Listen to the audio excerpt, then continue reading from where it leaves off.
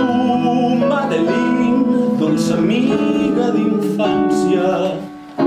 Quin aire gelat ha apagat la teva llum i ha arrasat el vellut a escaldes rosades, i el teu riure sonor